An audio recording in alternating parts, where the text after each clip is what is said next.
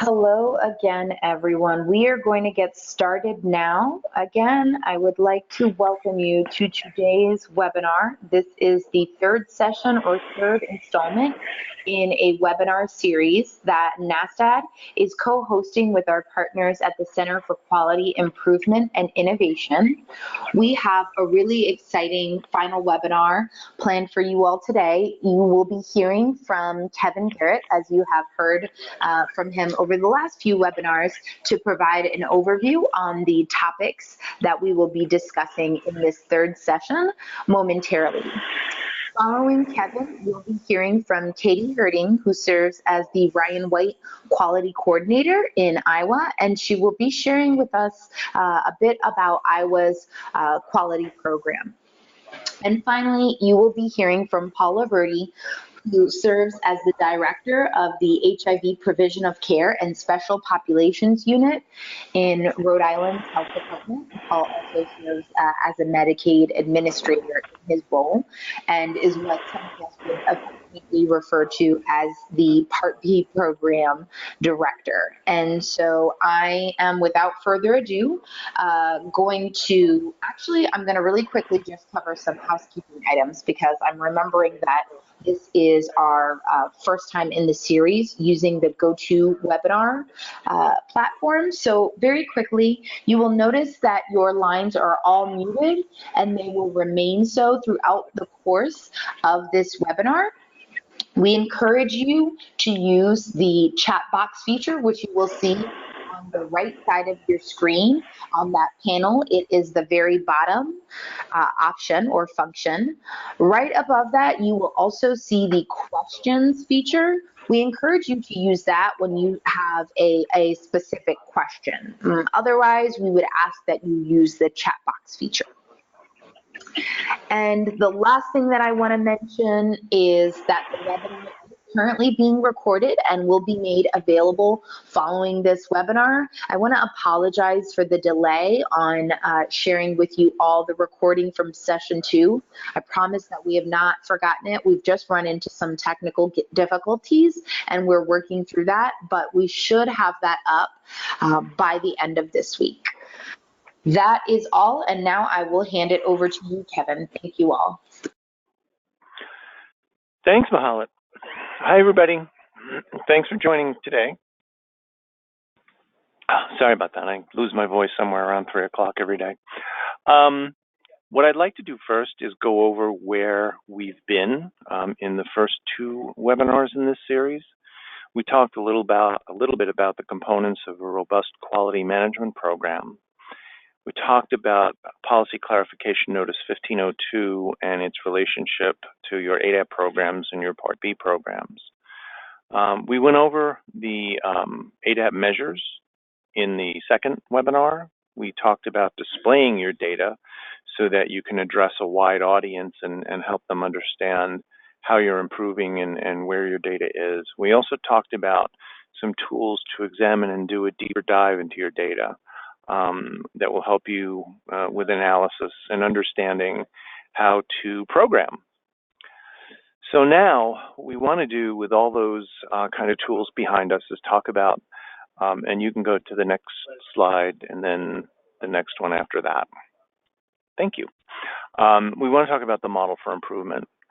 So the model for improvement was developed by associates in process improvement.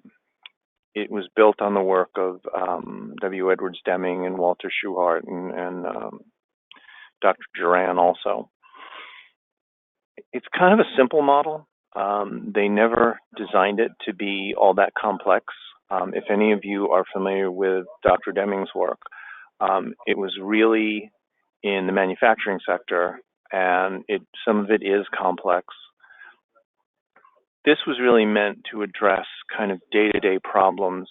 They didn't have healthcare in mind when they did it, but it certainly kind of fits in healthcare, and it's been embraced in healthcare. So it basically asks 3 things, and you can see them there on the screen. It just gets you to think about what you're trying to do, how are you going to do it, and then how will you implement what you want to do. Okay, so if we can go to the next slide, we'll talk a little bit about what we're trying to accomplish. The You can, yep. There you go. Thanks. So basically, whenever you try and figure out what you're trying to accomplish, right, you have a purpose in mind. You can call it your hypothesis. That if you opened your clinic on Wednesday night, your viral suppression may increase by 10%. If you had ADAP registration up until 7 o'clock at night, you may achieve 100% in getting everybody re-registered within 14 days, right? You're also going to look at your data to develop that hypothesis. You really want to make sure that you're providing or trying to accomplish an informed improvement effort. And that really means understanding your data. We can go to the next slide. So basically, what it calls for is something called an aim statement. That is, what are we trying to accomplish, right? And if you look on the slide, it's got some very specific things for an aim statement. And in a minute, I will show you kind of an easy way to build one. But a good aim statement has all these elements, right? It defines what your success is going to look like. And you can go to the next slide. Thank you. To build an aim statement, you can do it one of two ways.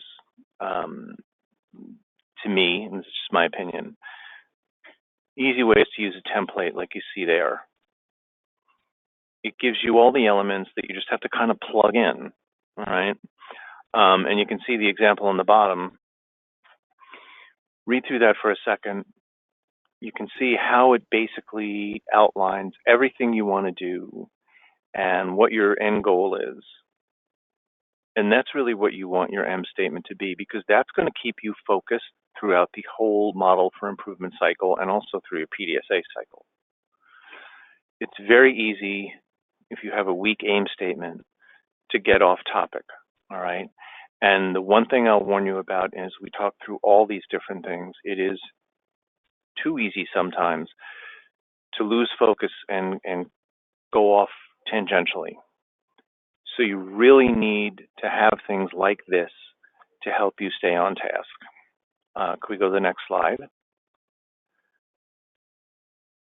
And another way is to just use a table and plug it in and then turn it into a sentence. Again, it's just a way of getting you to think. It's a way of getting you to structure it, and it's a way of keeping you focused. And we can go to the next slide. And we'll see some aim statements here. I won't go all through all of these. Take a look at them. There's one that kind of stands out. And I'll give you like 30 seconds to look through these, but there's one that stands out that kind of fits the bill of what we've been talking about. And if anybody wants to type in the chat room what they think that one is, feel free.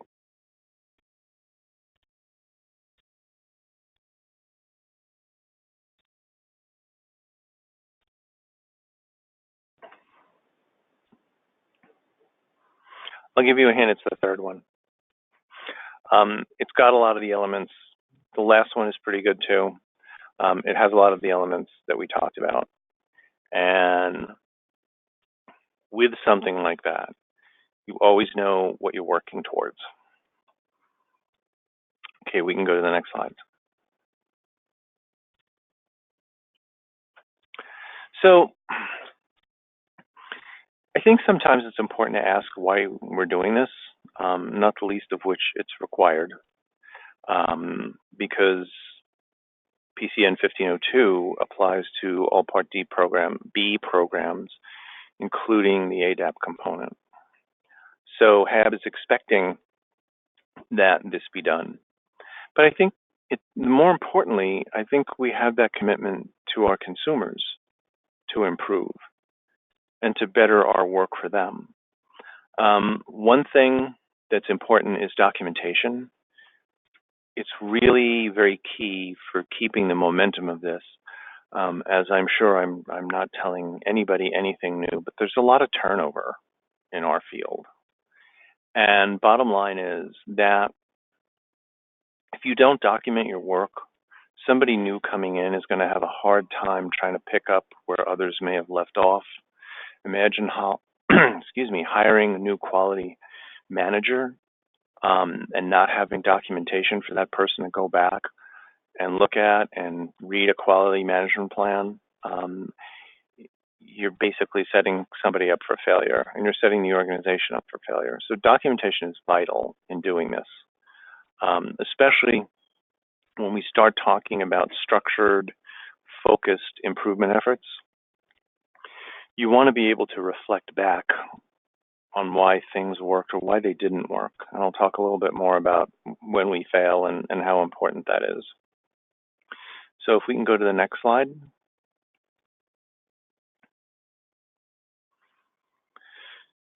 So right here is where we want to start to talk about, after our aim statement, how will we really know that a change is an improvement, right?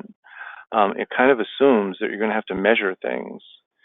You have a hypothesis, you're going to test the hypothesis. Well, you're going to need data to test that hypothesis. You're going to see, based upon measures that you might come up with, that the change is an improvement. We can go to the next slide.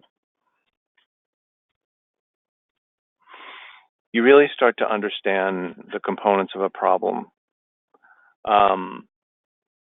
The measures that you do choose will show your success, right? It will basically kind of formulate moving forward where you're going to go from here. Because the one thing I want to stress is that this is not a one-time discrete event. This should be a constantly occurring event, and it really goes back to the first slide where I said components of a robust quality management program. A robust quality management program is ongoing, and it's, in theory, it's never ending, okay? Bottom line is that's what the PCN calls for, and that's the idea of continuous quality management or continuous quality improvement. I'm sure you've all heard that term. HAB uses the initials a little bit differently than the rest of the field, but nonetheless, it's an ongoing process. So I'm going to stop here and see if anybody has any questions or any kind of suggestions about their experience with using the model for improvement.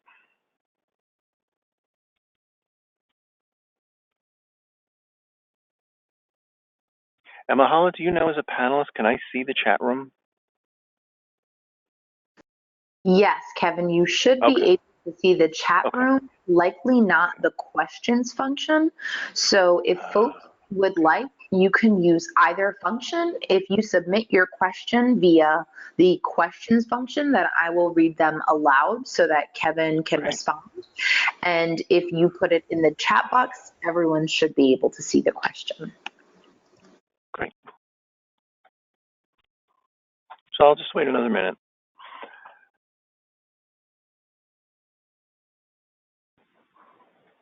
Because, you know, I find that we go through this and it seems almost like we speed through it sometimes. It really requires that you kind of sink your teeth into this and use the model for improvement in a very structured way so you start to really understand its nuances, and there are nuances to it. Anyone? No? Okay. So if we can go to the next slide, we'll talk about the third step, and that is what change can we make that will result in improvement. So remember, we said that we had a hypothesis. That's our building our aim statement. We wanted to know how will, excuse me, how will a change lead to an improvement? And now we want to talk about what change can we make that will result in improvements. This is where you really start to formulate ideas and stuff as to how to get to your aim statement. We talked a little bit about brainstorming, I think, the last time. We talked about collecting ideas for improvement. This is where you would collect ideas for improvement. You will sit down and you will say, okay, if we want to increase our viral load suppression, we can measure the viral load suppression, of course, over a month period, a 3-month period, a 6-month period. And now, how are we going to get there, though, right? What are the small ideas that we can test and implement to get us to that 10% improvement? So you can see in the second bullet especially the idea of prioritization and testing. One of the things that we talked about in the second webinar is not to just try and test everything. It's great if you come up with a list of ideas. It's much better if you prioritize those ideas. And there's a number of tools that can help you do that, right? But once you have that list, once you have an idea or ideas of what changes you can make that will result in improvement, then you're ready to start testing them. And then we can go to the Pdsa. The next slide. Thank you. So the Pdsa has really evolved since Schuhart's work. And Schuhart used to call it plan, do, check, act. Deming didn't like that, and he didn't like it for one reason. It paid too much attention to, checking things off just very cursorily, and something worked or it didn't work. There wasn't enough study involved for Dr. Deming. So he modified this to be the plan, do, study, act cycle. And it's used within the model for improvement because it's a really easy way of testing your ideas. So there's 4 phases to it, and as the name implies, the beauty of this is that you start very small with this. And what I mean by small is if you're going to change, let's say, an intake process, right? You don't want to just come up with an idea that everybody thinks is a good idea and say, okay, if we change the intake process, that's going to get us to our 10% viral suppression goal. You all may think it's a wonderful idea. You all may see the beauty of it and say, let's roll it out tomorrow. And you roll it out and everything comes crashing to a halt because you hadn't involved some of the people that actually do the intake. Some of the people are actually involved in bringing people in and doing the recertifications or whatever it might be, okay? You start small because it's a test. You have an idea that if I move this intake worker to the front of the hallway or something, I'm just making this up as I go along, but you make some change to the intake form, let's say, with the idea of speeding things along for the consumer. You're going to test it with one person. You might test it for 4 hours. You might test it with one person for a day. And you'll do the test. You'll look at what happened. You'll look at the data. Because you're going to see if it sped up the intake time or not.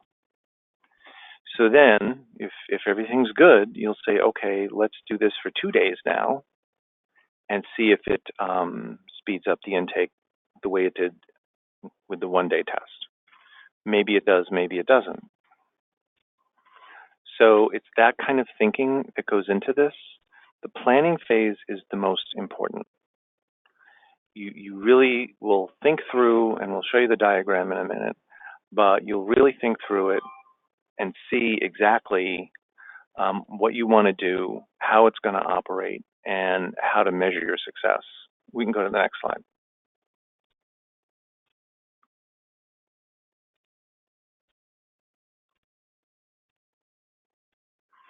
So another important point in the plan cycle is you're going to make predictions, right? You're going to say that if I change this on the intake form, then it's going to speed up intake by, 25%.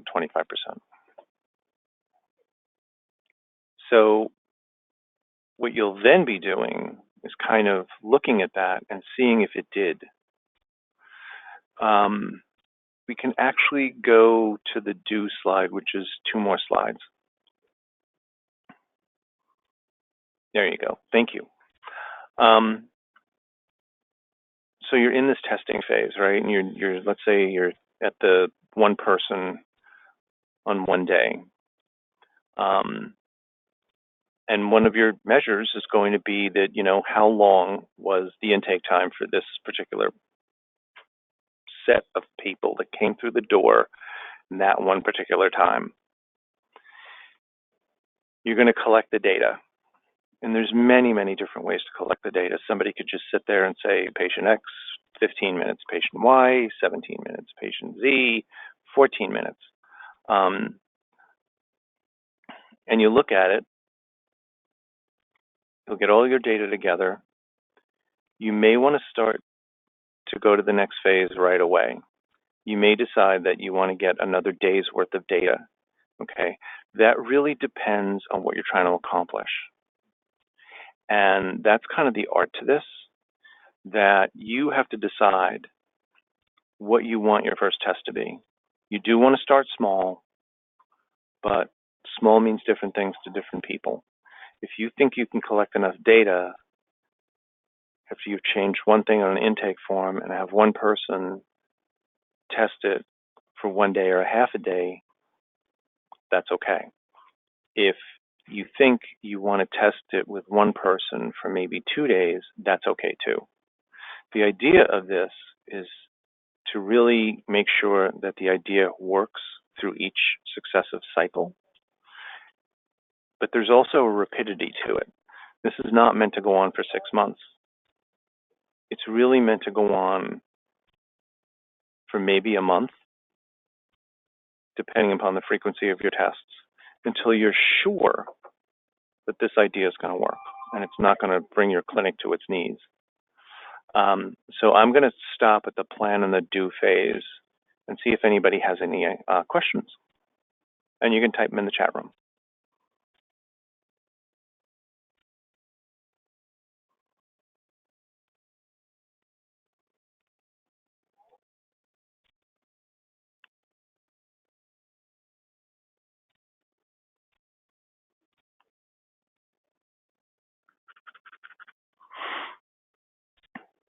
Okay, we can go to the next slide, Mahala.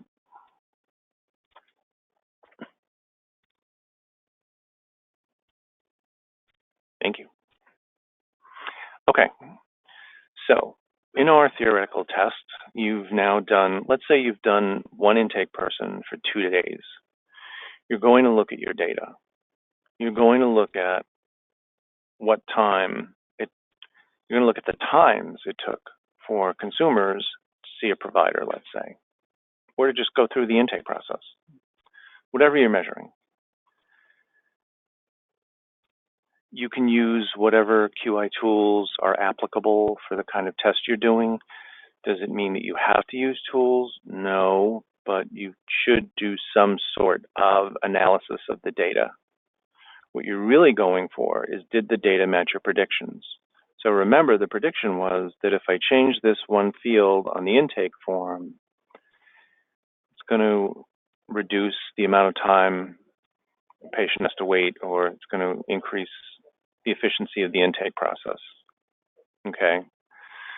Whatever that is, you're going to document it. And again, you're leaving an audit trail, really. You're leaving a trail for somebody to come in and take a look at what exactly happened. Does everybody get that? Because that's kind of important. This is where, like, I don't really talk in cliches too much, but this is where the rubber meets the road. Your data is going to talk to you. And it's going to tell you if your idea was okay. It's going to tell you if your idea was workable.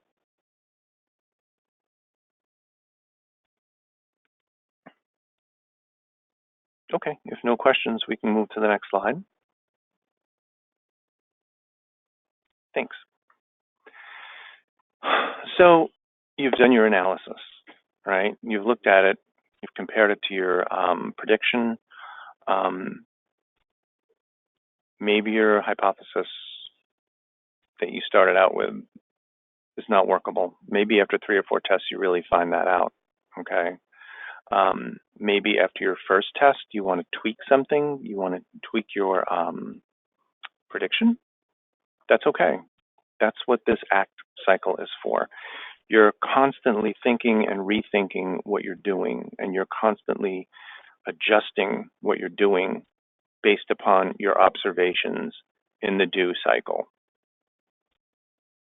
Now, the one thing that I really want to stress is that it's really very okay to fail, because a failure is really just another learning opportunity, because you now know something that didn't work, and you may have an idea as to why, and you may have learned something new. It's also why you don't roll this out after you come up with what you think is a good idea and just do it en masse. That could be a disaster. One of the slides that we're going to skip over, but I'll just read you one quote from Thomas Edison. He once said that I have not failed 10,000 times. I have successfully found 10,000 ways that will not work. That was Thomas Edison talking about the light bulb. It took him over 10,000 tries to make a successful light bulb that didn't burn out in 30 seconds. When you think about it, it seems a little frustrating, but there's a certain perseverance that's attached to that. That also applies to this too. You're not always going to succeed in every test you make, in every hypothesis you come up with. It's not going to happen, and it's okay. It's a learning opportunity for you, and I can't stress that enough. So does anybody have any questions about this before I just say a few words about evaluation?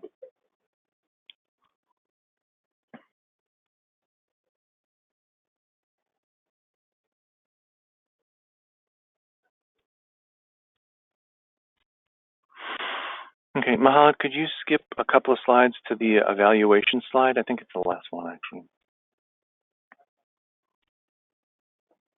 Okay. Oops. There you go. So again, evaluation is inherent in the Pdsa cycles, as we talked about, right? PCN 1502 requires that you evaluate your quality management program. PCN 1502 requires or suggests that you look at your data at least quarterly. It suggests that you incorporate consumer input, right? You have to look at all those different components, and then you have to establish goals for your program in general. And you should really make sure that your program is working towards those goals. So I'm done. I truncated this presentation simply because we can get to the folks from Iowa and Rhode Island, so we can hear what their improvement efforts were and how they fared with them. So Mahalat, I will turn it back to you. Great, thanks so much, Kevin. And I want to encourage folks to go ahead and continue asking questions that you may have for Kevin, even if they pop up while we are hearing from our states in the questions or the chat box feature. And we will try to circle back to them at the end of the webinar today. If for some reason we do not have time, then we will follow up with you directly to answer those questions.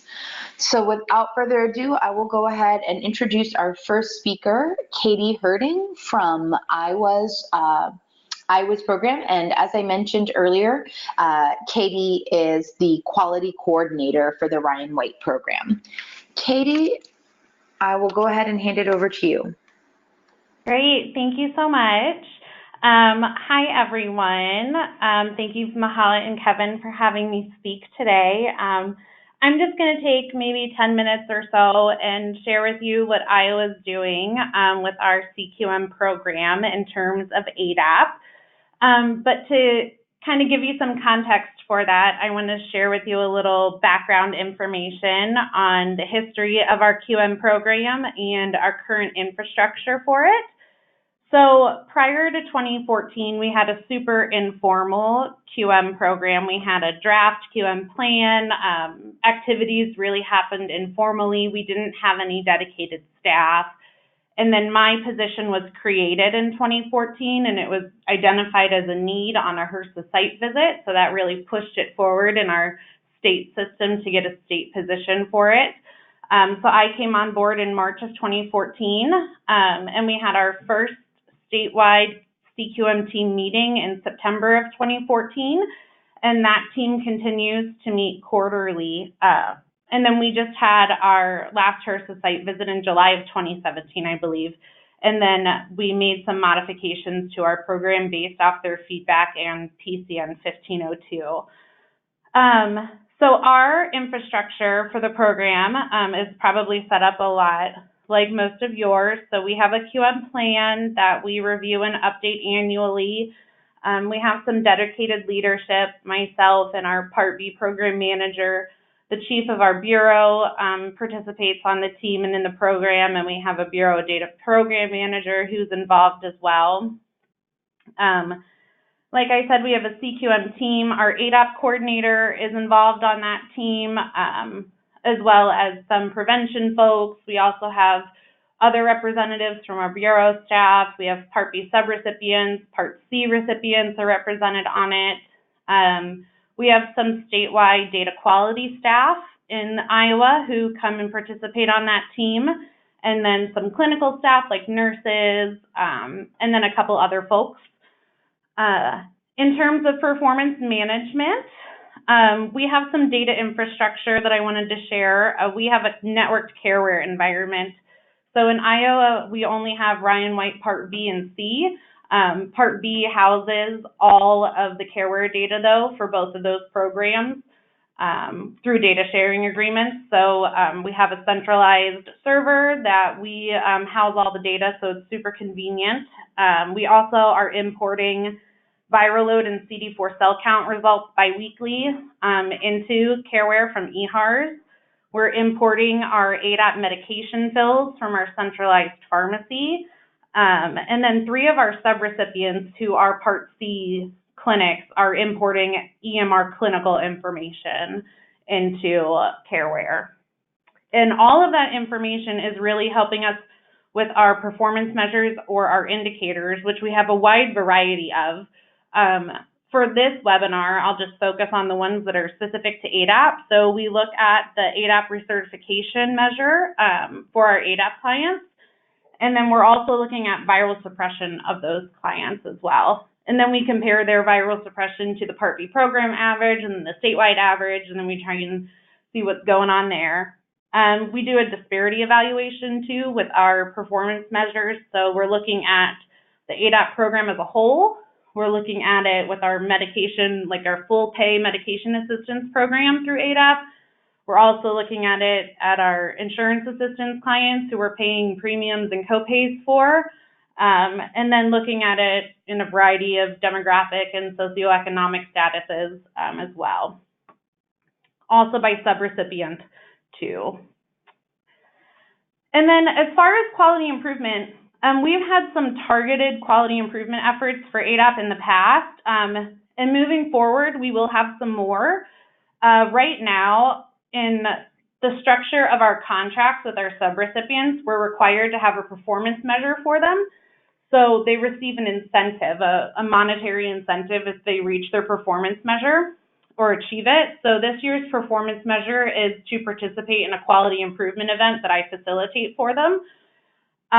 So one agency is doing a QI event this fall, focusing on collecting and documenting insurance information. So like many of you know, insurance is super complicated and there's so many variables outside of what careware collects. And at this agency, everyone's collecting and documenting it differently.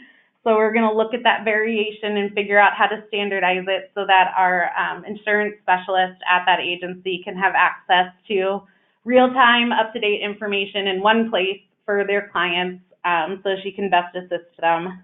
At another agency, they're going to be looking at a process to identify unsuppressed clients more frequently than we provide that information to them so they can follow up more quickly with those clients. And then in the past, a targeted ADAP QI project that we did was on the ADAP recertification rates themselves. And that was back in fiscal year 2013.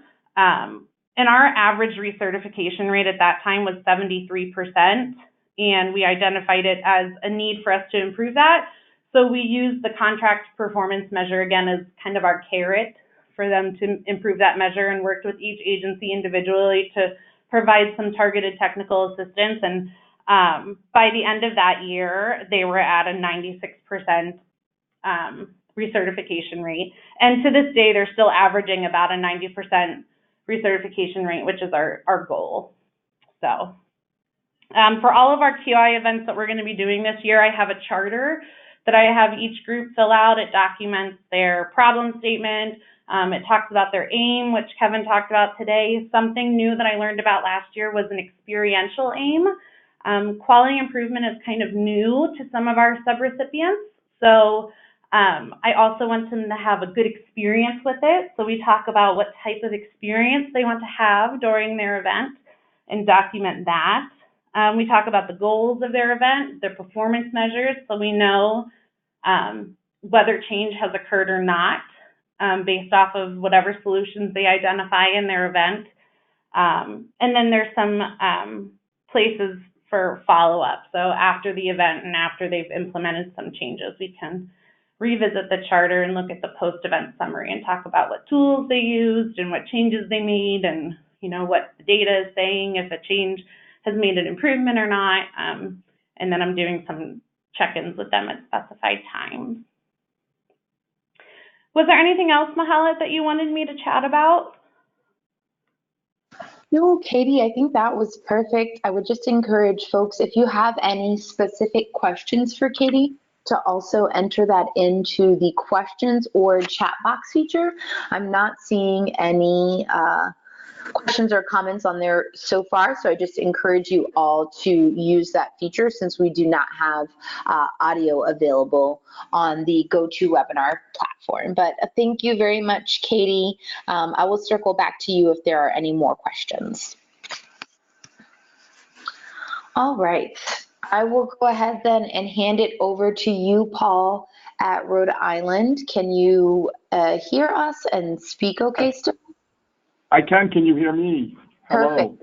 Hello. Great. Thank you, Paul. I appreciate it. A big shout out to our sponsors, of course, HRSA and NASDAD, and the previous speakers, Katie and Kevin. Thank you so much for a very instructional sessions. Today, what I wanted to do is give you a little bit of an update as to where we are with our CQI program and how it directly relates to Ryan White initiatives. Because I think that's really important to look at this from two perspectives. One is the agency perspective, meaning the agencies that you fund from a Ryan White perspective, as well as the system perspective. So keep that in mind when I talk, because we try to really look at both of those elements. And sometimes they're bidirectional, and sometimes they're not as clear as that. So the focus today will be a bit broader than ADAP, sort of focusing and picking up on what Kevin said.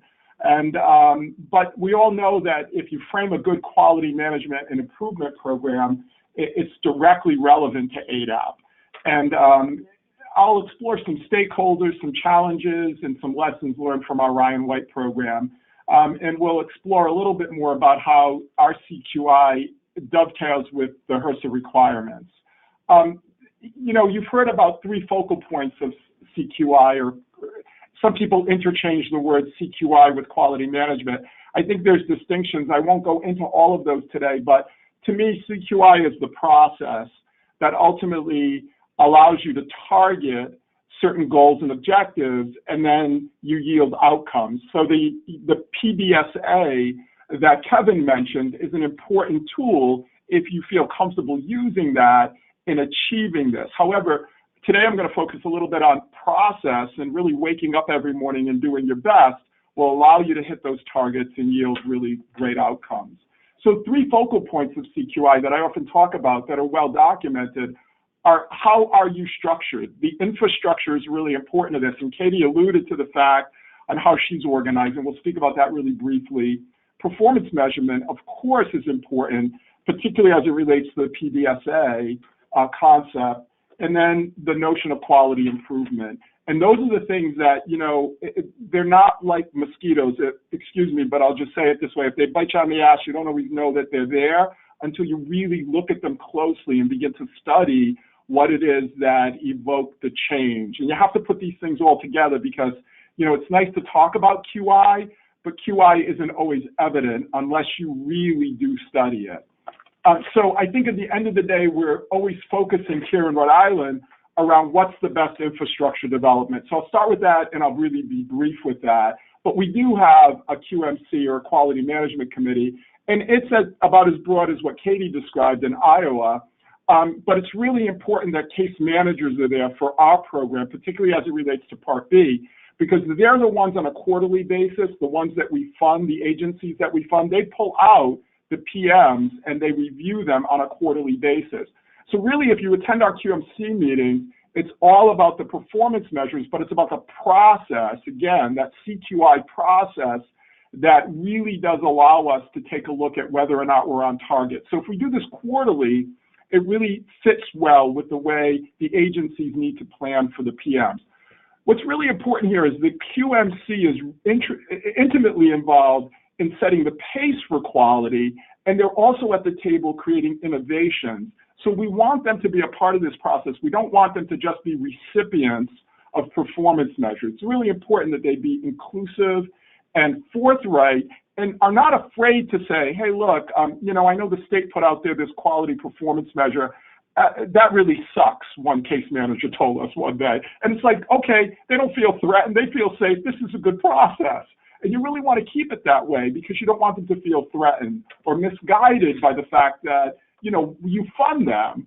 So there's certain people who might not feel open about expressing whether we should turn left or turn right with quality. So as far as infrastructure is concerned, we have this QMC. It meets regularly. The agencies participate. We always have to focus on QI projects. So we're always asking for those on a quarterly basis because, again, things come up very regularly. We want our data to drive our programs. And the only way that's going to happen is if you know you have good data in, you know you have good data out, and you know that quality improvement is sort of that check that allows us to determine what really happens here. What are the pros and cons?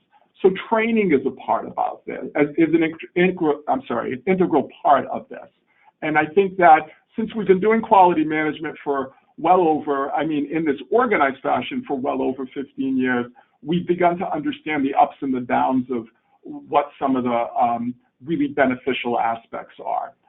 The next point that I'd like to make is about performance measure focus. And you all know what the HRSA performance measures are. I'm just going to bring in a couple of points here that I think might be important as it relates to what we've been up to and what we've discovered. We realize that, ADAP is particularly challenging these days for Rhode Island, as I assume and hear from you often when I go to NASDAD meetings, as for many others. But we recently have transitioned from an older data system, you could call it that, it was an access database system, to a new system called LaFIA, which is sponsored by our consultant, AJ Boggs. And we upgraded careware interfaces, and we've experienced a reduction in rebate revenue as well. And why am I bringing this up? Because these are the frisbees that get thrown our way when we have to sort of follow this pattern of quality management that we all get into. But the journey says, wait a minute, we're going to throw a couple of frisbees along the way and interrupt what you're doing so you can pay attention that this isn't as perfect as Paul would like it to be. So I think when we get down to it and we get down to looking at performance measures, particularly the ones that HRSA has given us for ADAP, we definitely have to have a context in relationship to what are your resources? Do you have the ability to really get this done effectively? And if you have to add a new drug, you have to sort of look at quality, but you also have to look at costs, and you also have to look at impacts to your system. So again, I won't go into all the performance measures that are related to age drug assistance. You know those well. The HAB performance measures particularly are really challenging at times when things are happening, like those Frisbees I talked about, and you're changing your data systems.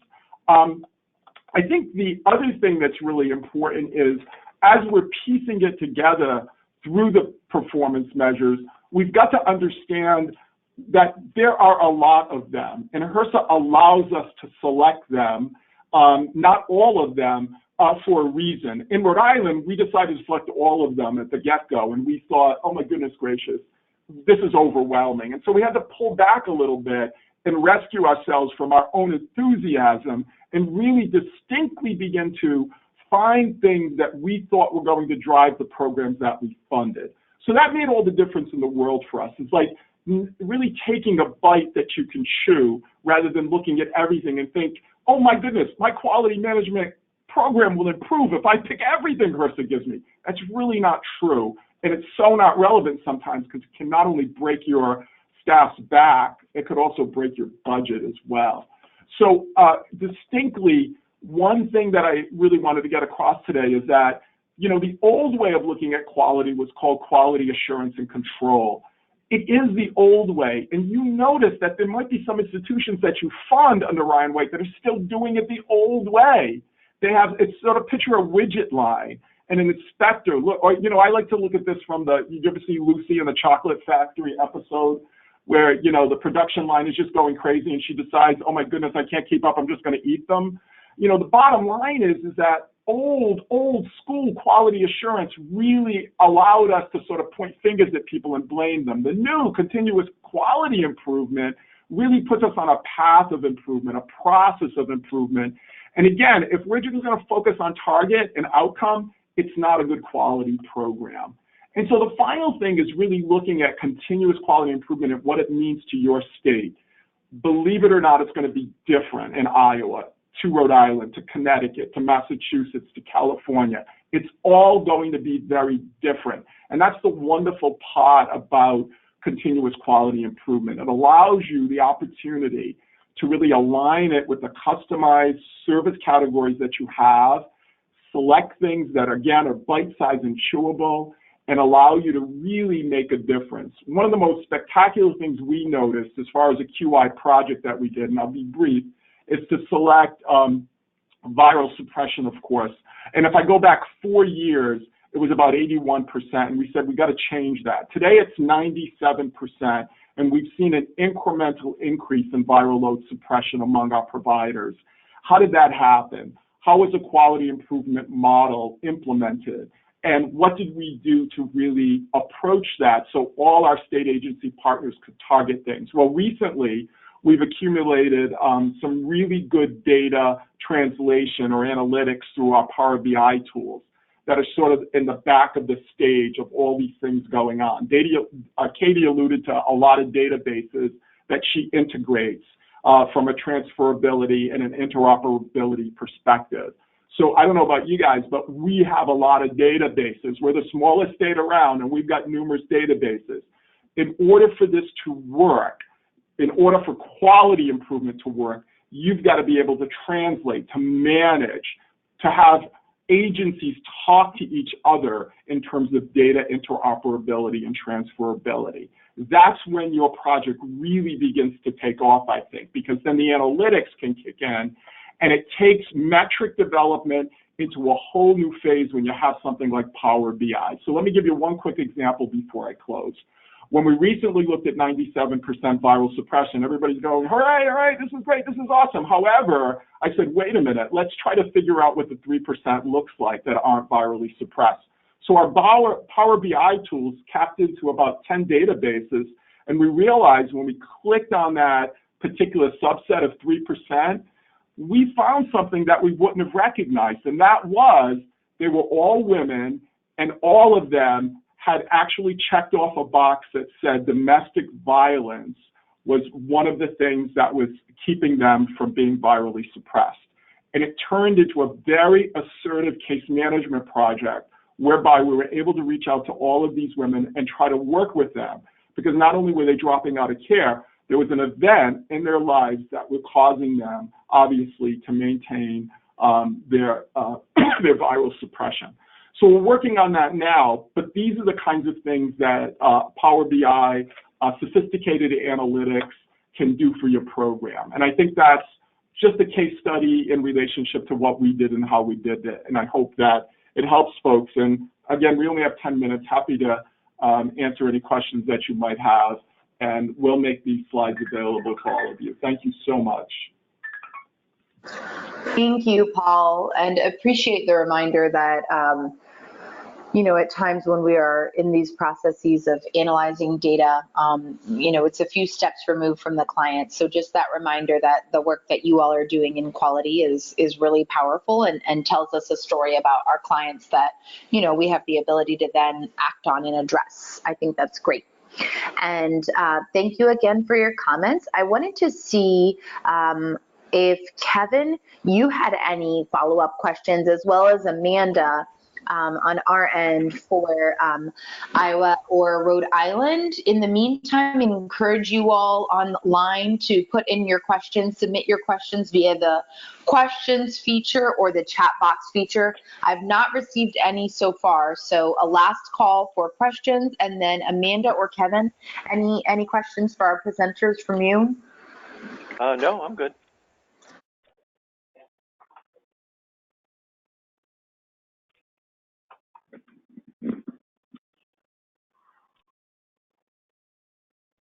All right, so I am not hearing any questions. I do not see any on the questions or chat box feature. Appreciate you all taking the time today to participate in the webinar, and I'll hand it back to you, Kevin, for any final comments. Okay, so thanks, Mahalet, and thanks to both presenters. That was terrific. We have one more webinar to do, and one of the things I've been thinking is, instead of, you know, going into more specifics on tools and stuff like that, to maybe just have like an office hours thing. And Mahalet, we can talk about this offline, but maybe it's helpful for folks to just have an hour where they can come with their questions and kind of get them answered. We do something similar with the Project Echo, specifically for our collaborative, but we're going to start doing more things with kind of that Echo environment where there's a panel of specialists that people can come and access and ask them questions. So maybe it's something to think about, but I'm just curious to see what others feel they would like to see moving forward. And you can type it in the chat room.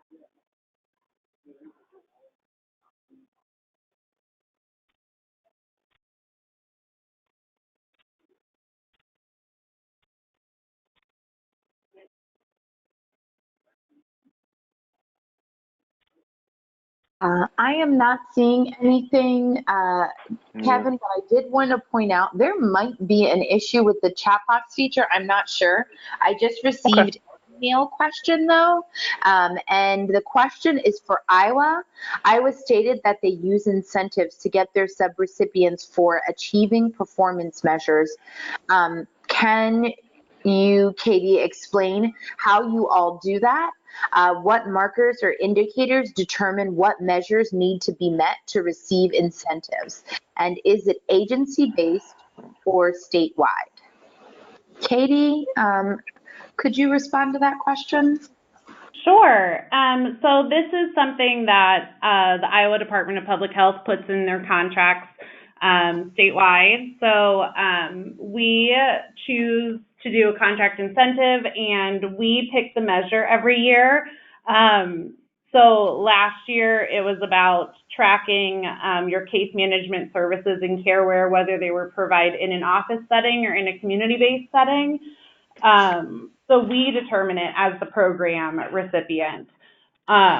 And then we just write it in the contract, and typically it's standard across all of our subrecipients. However, the targets are sometimes different. So like last year with our in and out services with community-based case management, we worked with each subrecipient to determine an appropriate target for them, because all of our subrecipients are so different in so many ways. One target statewide wasn't appropriate. This year's target is standard. You just have to participate in the quality improvement event, and that's how you receive your incentive. And the monetary incentive is pretty, I don't want to say, it's not very substantial. Like, I don't know what the amount is, but it's nothing that would rock your world, but it usually does the trick when you're looking for a carrot. And it's the benefit to it is it's discretionary, and we encourage our subrecipients to use it in appreciation efforts for their staff. So like use it to have a lunch for your staff to appreciate the hard work they did last year. So that's how we encourage our subrecipients to use it.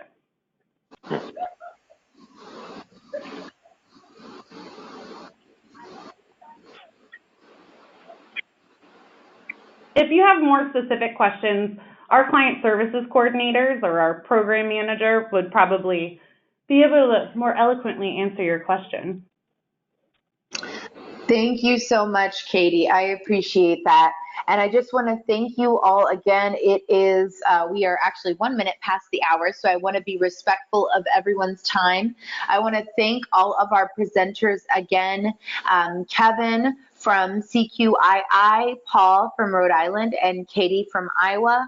We appreciate you all. And again, if you all have any further questions, please email me directly. This is Mahala Kabeta, and we'll be sharing the recording for this webinar, webinar 3, later this week. Thank you all. Bye-bye. Okay. Thank you.